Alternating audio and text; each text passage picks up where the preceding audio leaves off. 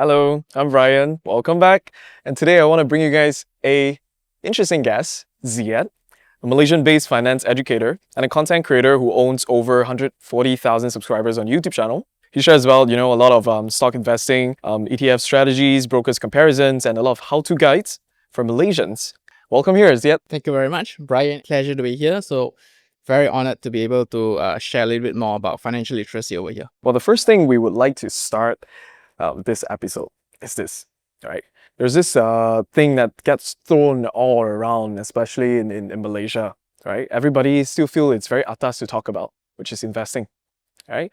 The question is this, why do so many Malaysians still think investing is only for the rich? For me, my relationship with investing started very late into 24 years old, which is totally different from what Gen Zs are experiencing right now, right? So I think one of the main reasons for that happening is because financial education in general was not introduced in our, in our syllabus early in the days. So that's why it still feels until today it's something for the fortunate ones, for the privileged ones, and I don't blame people for that. How much do you agree to this one line that says, if you want to win the game, you must first understand how to win the game and first understand the game?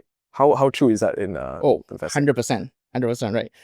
As with any sports, any games, if you understand the rules, you know how to find the loophole, the exploits, the harsh word is exploits, but the good word is strategy, right? So obviously, you need to find the strategy, understand what strategy suits you, and then it makes you a better player. I mean, it could be very overwhelming for, a lot of people to hear so many different technical aspects when it comes to just a big word, investing. What are some smaller things that you think, normal people can start doing after listening to this, watching to this episode? No, perfect question. See, investing would be the umbrella word, and sometimes we will crisscross it with the word trading. So when I look at investing, I look at two things, two branches. One is long-term investing. One is more short-term, mid-term trading. I would say those short to mid-term trading are more for advanced people. So beginners and even veterans, you are fine to just begin or just stick with long-term investing. Why even invest? Simply put, you want to create generational wealth. Because if you're just working, sure, nothing wrong. If you're happy with your 4,000 increment, 5,000, 6,000 ringgit, there's nothing wrong. If you like that kind of modest lifestyle, it's okay. But if you want to create generational wealth with multiples and stay on top of inflation, because if you're not investing, inflation is eating away at your money. So simply put, you want to create wealth while at the same time not getting poorer over time. So I'm an engineer by nature, right? Savings account, regardless of how much you put in it, I think it can't exceed 0.5% per annum kind of interest. So that is nowhere near enough to beat inflation. So technically, I'm getting 6 times poorer compared to what the market is feeding me. So at the very least, I need to be at least 3 to 4% receiving in terms of interest compared to the inflation in order to just keep up with inflation, right? How much money does a normal person really need to start investing? Wow, that's very subjective. In fact, some can even start with hundreds. There is no universally accepted or rejected amount of money, right? Because if you don't start small, you will never start. So to me, I like to really encourage people to start small, right? Because that's where you build a habit. Long-term investment is a habit. It's not really a strategy. It's a habit that starts. Because they say the best time to invest was yesterday. The second best time to invest is today. Trust me, there are more things in life that you should be scared of. But you see, one thing that really will open up people's mind is why even invest, right? It's basically you are paying the opportunity cost of not investing, not just money, in your skills, yourself. By not investing in people or investing in your money, you are actually losing tons of millions of future ringgits that you don't realize now because all you look at is the numbers and decimals in your savings account. What's the biggest lesson you can share with us today? We want to know. Wow. So one of the biggest thing I would say that's this harsh truth in the investing world, right? Is you have to pay tuition fee to the stock market, even though it's free. Trading stocks, buying equities or unit trust, ETFs, whatever that is. Yes, you can make some good yields from there, but then it's experience, it's the market volatility that teach you things. So that's why I always tell people, the stock market is some place where yes, you want to create and generate generational wealth. But first, you must be ready to pay tuition fee. For someone who has debt in themselves, right? On themselves.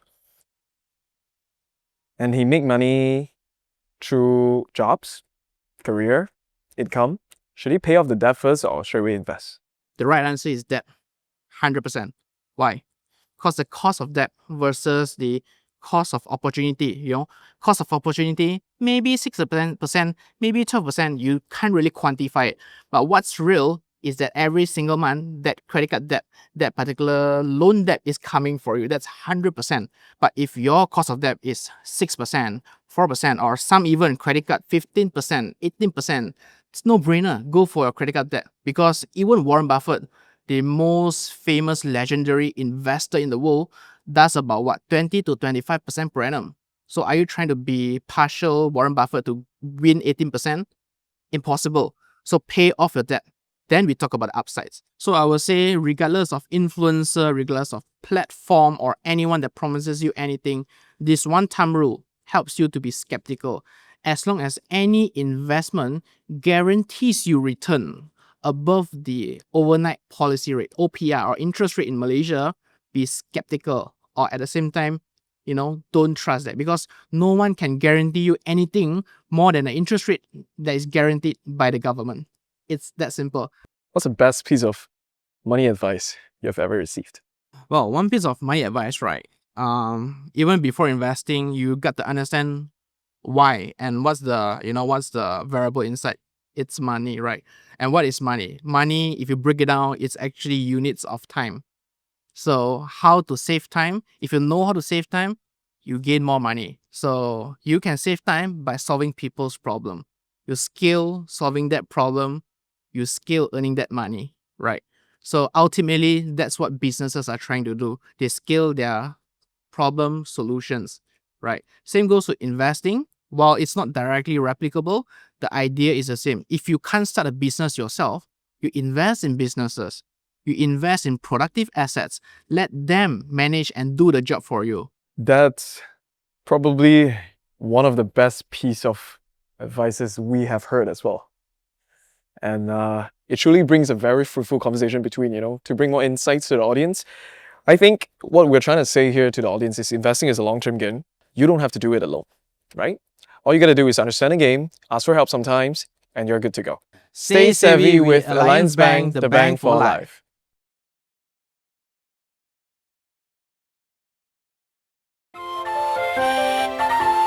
Alliance Bank, the bank for life.